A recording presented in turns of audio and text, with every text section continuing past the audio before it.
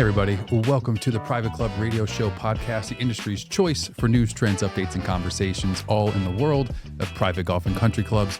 Whether you are brand new to the industry or a consummate professional, welcome. We are glad you are here.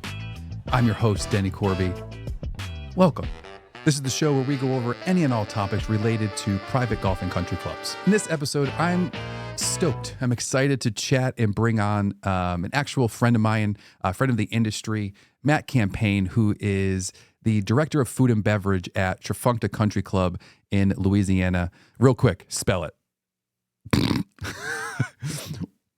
I love the way things are spelled down in Louisiana, but I've known Matt for many, many years. I've seen him work his way through the club industry, and it's been really cool to see over the past years we've known each other. And in our episode, that's what we talk about: his career in the club industry and experience in managing clubs, the food and beverage, the hospitality aspects. And what's neat is his journey, just like, many others, it comes from starting off as a busboy, working with, feet, hands on the ground, pounding the pavement, so to speak, and then just working his way up through the club ranks. Mostly in Louisiana, went out to Reno for a little bit, did some stuff out there, but came back where he's absolutely killing it. He's been at Beauchene, the club at Ranchera, Country Club of Louisiana, and right now Tchefuncta Country Club. But I'd say really the biggest takeaways and what we talk about is the importance of really listening to members and adapting to their preferences while also standing true to what you, the club chef, and what the club needs to do. So it is balance. So it is listening and taking all in their preferences and balancing what they want and what they need, because that is also two completely different things. This is a really cool episode. Can't wait for you all to listen. Private Club Radio listeners, let's welcome to the show the director of Food and Beverage at Tchefuncta Country Club, Matt Campagne. And as a total side note, I know he loves cookies and cream ice cream. So right before we chatted, I had a delivery sent to his office from Uber Eats of some ice cream. As a busboy, right? Busboy, cabana boy. Yep. Cabana boy. Oh, poolside server, if you want to call it that, but cabana boy sounds cooler. Was that over at? That was at Beauchene. Yep. Okay. Oh, okay. Yeah. So they had cabana boys before it was cool. Yeah, before it was in. And then did you go to school for hospitality and food and beverage and all that jazz? I went for business with a concentration in hospitality, but it wasn't a hospitality degree per se. Gotcha. It was basically like 2 classes of hospitality thrown in there. So they say concentration. Yeah. But it was a general management degree. When did you know you were going to kind of stick to clubs? Really, it was probably end of college. So when I started at Beauchene, I was at the tail end of my freshman year, and then ended up graduating. Didn't know what I wanted to do, really. I knew I loved where I was at, but also if there wasn't a management position open or anything like that, or any kind of advancement opportunities, I didn't want to be a server, banquet worker, captain, per se, for the rest of my life, Now, I have this brand new degree. It's all cool. I want to do something with it. And then 3 weeks after I graduated, my current manager, our assistant club manager over at Beauchene, happened to put her notice in. She was leaving. She was going to start a family, getting married and all that good stuff. So she was going to kind of do the stay-at-home mom thing.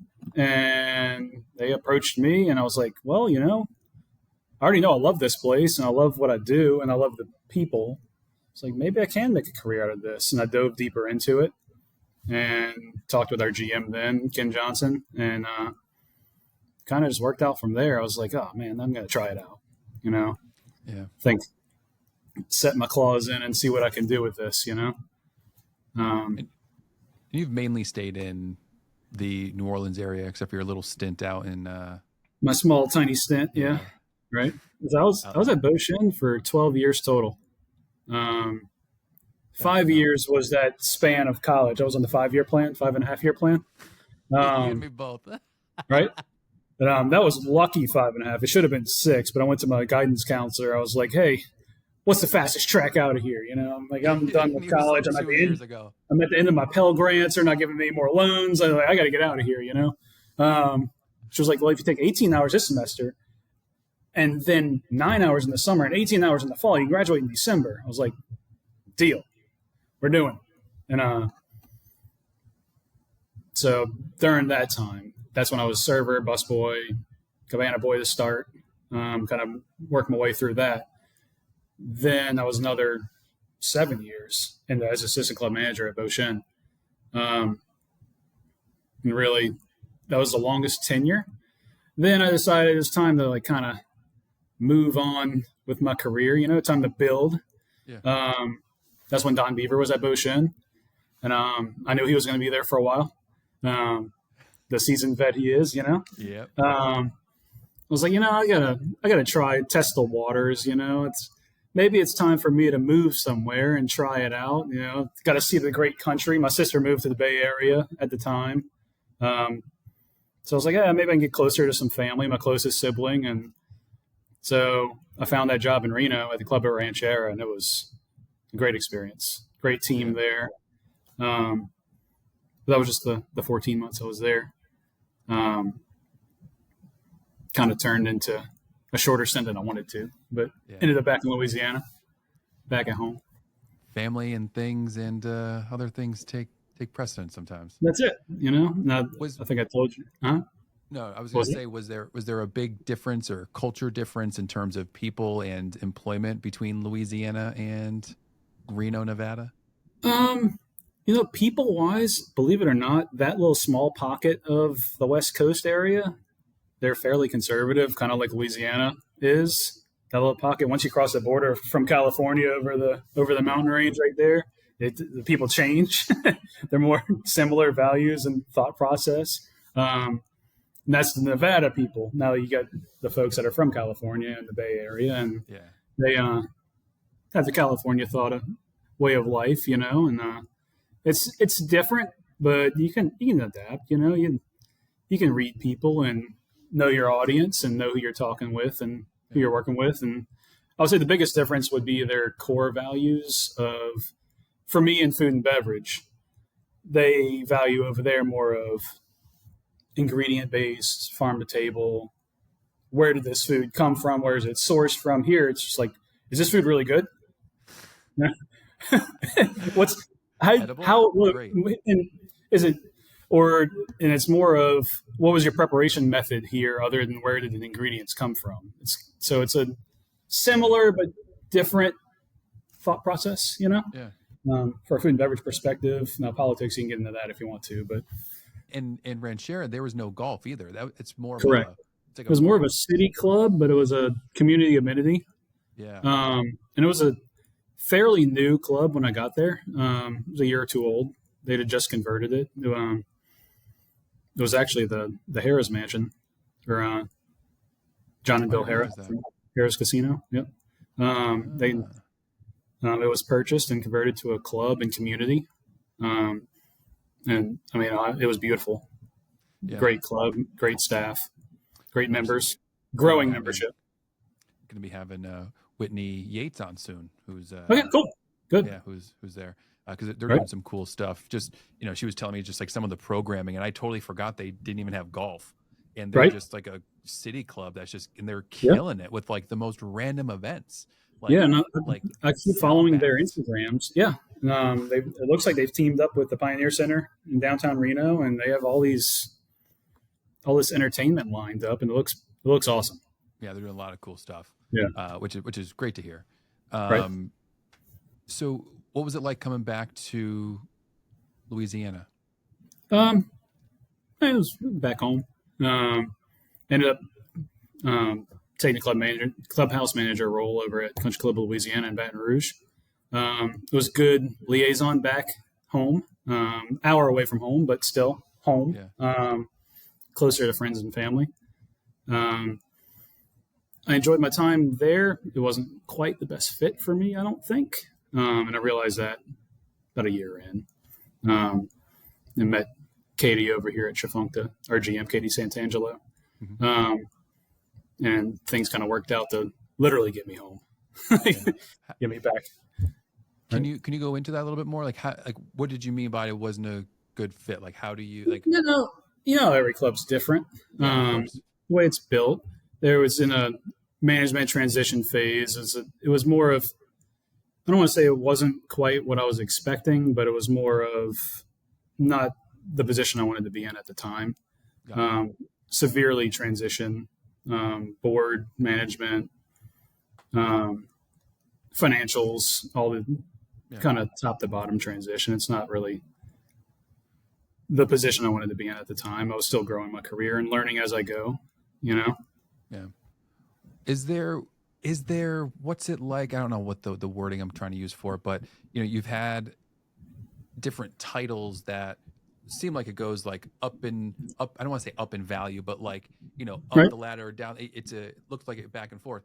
They're all Does basically the same with different names, Gotcha. what they turned Just one of into. those like, how does Right. that make you feel? Like for Right. some people, like that's like a huge deal. Other people, they don't care. So, Yeah. I always just like to ask, like, what was that like? Because sometimes it could be a ego hit to, go to a new place and all of a sudden it might just seem like a different title and stuff. So like, how did Right. what was that like for you? Yeah. And there is different, I guess you would say, hierarchies to the There we titles. go. Hierarchies. Thank you. Like I couldn't There's get a, there.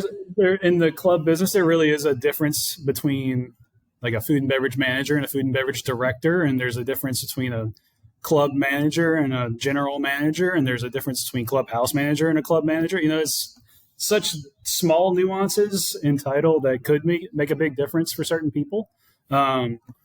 Like for me, for instance, I went from assistant club manager at Beauchene, which was basically a food and beverage director role, just with a different name. Then in Reno at the Club of Ranchera, I was food and beverage manager. So it was more of a dining room manager role. And I knew that taking it when I went out there, and I was happy with it because it gave me a chance to explore and see what I liked. It was a different setting of club. It was a different type of club. It wasn't a country club. Yeah. So I tried it out, and it worked. Then the clubhouse manager role at Country Club of Louisiana, it was kind of split between clubhouse manager and assistant general manager as far as food and beverage director. Such a large volume club between banquet and member dining. It was a like over $4 million food and beverage just at the one club. So it was a pretty big operation. So we split duties. He took on more of maintenance and banquets. I focused more on member dining. So almost like having food and beverage directors Yeah. per se. And now I am at Tchefuncta Country Club. I am the food and beverage director, and we've turned things around here a lot. It was a lot. It was fun. I had a blank canvas coming here pretty much, and it's been a fun Really? over a year. Yeah. The chef had just left, and he was chef / food and beverage director. Oh boy. Well, that's a whole nother whole nother topic. However you want to run it, but came here and the member satisfaction was low for food and beverage, and first line of duty, I didn't even start at the club yet. I was still in my moving phase, and was tasked with hiring an executive chef, obviously, because no food and beverage director or a chef, so or a manager or any kind of food and beverage anything. It's like, okay, and I lucked up. I would say I lucked up. Lucked One up. Was that Lucked up. lucked up with a executive chef application that came in? like It was that. actually a old buddy from high school. He was a chef locally here in town at a really well regarded restaurant in town. And his application came across, and I saw it. I was like, I hadn't talked to him since high school, since we graduated.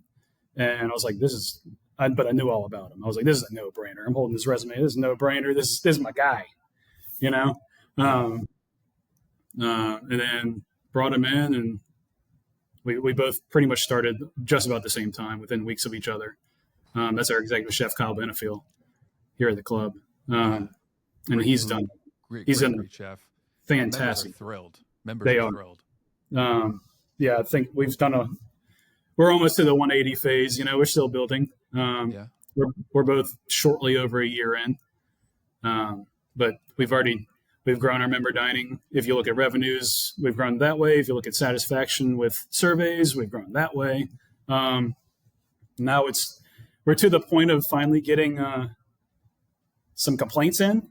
At first, when we first got here, it's like, oh, the members have given up. We gave up.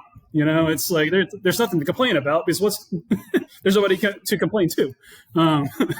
So now we hit a year and we're getting complaints, and Chef he's like, man, they're complaining about these. I'm like, no, that's good. That's a good thing, man. Because we went forever without hearing anything. I was like, we need some feedback. Now they're engaged now. Now if there's something to complain about, we've caught their attention. Yeah. And they're coming. So it's going to be a fun journey over the next however long this goes. So when you were coming into this blank slate, what was your first? Well, obviously you got like a chef, but like besides that, like what's your first order of business? Like okay, so you're there, you have chef, right. like how do you build? Like where do you start from? Like what do you do? Right. This one, first thing I did was obviously evaluate the current staff we had, management aside, because food and beverage didn't really have any leadership or direction. But I found out we actually had a fantastic staff. And 90% of the staff that was here when we both started are still currently here. Yeah, and they're all fantastic people. They're hard workers. They just needed the guidance and the direction.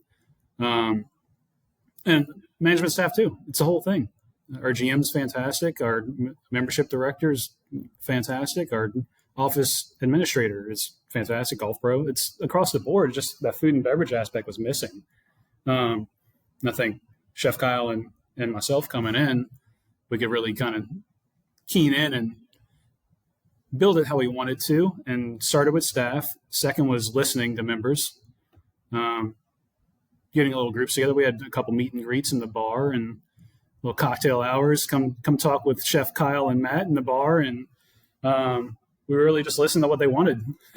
It's I hate to say it's a simple game, but it's pretty simple when you break it down to what do they want? Let's give it to them. If we can do it, they want it. Why can't we give it to them? And if we possibly can, we're going to. So a lot of listening, and the equipment, the kitchen was great. So we really, we had all the tools we needed. Just had to put it all in action. Draw the plan, new menus, new concepts, a lot of member events.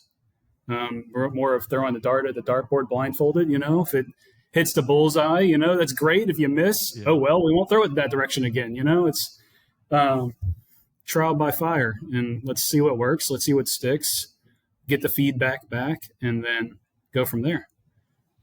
What's some of the feedback you're getting now with like the food and stuff that, is it stuff that you're seeing, like people, like what's been that feedback that you're finally getting now? Right. Now we're using, so we started with the food wise, we started with, let's get, like I said earlier, let's get the food good. Let's just get it good, great food, tasting good. Let's get the preparation methods down. Let's get our prep boards done and get those filled out. Let's execute. Now we're finally getting to the point. Now we're going to keen in on the quality of ingredients. We're getting the more prime beef in. We're getting the Berkshire porks in. We're getting your finer cuts of meat to elevate the already good food. Now we're going to make it over the top great food. Basically the same style, just you can tell a difference in the cut of meat and the grade of protein, and the ingredients in your salads and how fresh they are, where are they coming from. Now we're talking more of food's good. Now we can internally talk where we're going to get these ingredients from. And then we're going to build on that. The feedback from the membership, obviously it's been mostly really good. They give us good pointers because we just came out with a new menu, and a lot of it, we went a little bit lighter for summertime, but I think we missed the mark maybe on a couple of the healthier side things. Super light, which is Great feedback. Good. So now we can incorporate our weekly specials. We can incorporate our lighter dishes, see which one of those are working. Maybe we can link up. We have a local hospital over here. Oshner does a Eat Fit North Shore. So you have to follow pretty strict guidelines. So if you link up with them, you submit your recipes to them. Once they approve them, you can put their logo on your menu. And then people can recognize that this is an extremely healthy menu item. Ooh. Right. That's a cool way of working with the community and just, I don't know. For sure. That's a great, that's so cool. That's a great idea. Yep. Now, I first learned of that at Beauchene from Chef Hosey Bourgeois over there, and he linked up with Eat Fit, and it was a good partnership. It's trying to get the recipes down, because I think it's like a 600 calorie max for an entree and a certain amount of fat content. So it's in Louisiana, 600 calories for an entree is 2 bites. With all your sauces, right? Gravies, right? Etouffees. Oh yeah. Give me the chicken. That's it. Give me the chicken. Right. That's the type of things we're exploring now from our member feedback. That's cool. Yep. Yeah. Have some of your ice cream. It should be getting like a really nice scoop. Yeah. You guys do a decent amount of weddings and outside events, yeah? Yeah. Weddings, not so much. We average about 12 a year, so one a month on average. Private events, we aim to have at least one a week. So we're really not doing a crazy amount. It's about 33% compared to 66%. Member 90, 66, and private events 33, over here. We hope to get more. There wasn't much kind of when I first got here, but I brought in some events and some new people. We did have a fantastic banquet coordinator when I first started, but she had an opportunity to leave to really pursue her passion career, which was hair and makeup. And ever since then, I've pretty much taken over the role of banquet coordinator until we exceed that level of business that we need to bring somebody. It's going to be a lot of work handling. It's a lot of moving parts in a short amount of time. Right. The banquets are fun for me, to be honest. Really? It's fun. Yeah, they're fun. So it's fun seeing the end product and the face that they make when they're happy. Like, a bride and groom, if you've met with them the first time they came, you talk to the bride on the phone, it's first contact, and you're with them the entire way through, and then you see them on their departure out the front door. It's cool seeing the full process work out. It's it makes me feel really good when I see the end game there. And I see, well, we created this together. I have a certain ownership. It's a minority ownership of the whole wedding, but it's a small portion of it that I know I helped out big time, and I helped make it their day special, and they're going to remember that for the rest of their lives. That's not just weddings; it's every event. We have a birthday brunch this weekend. It's the same thing. The planning, start to finish, and going through all the trials. That chef knows more than me. That I say yes to everything, and then I get to my office. I'm like, shoot, why did I say yes to that? How are we going to figure this out now? Let's rally the troops. How are we going to figure this out later? Yeah. Right. Yeah.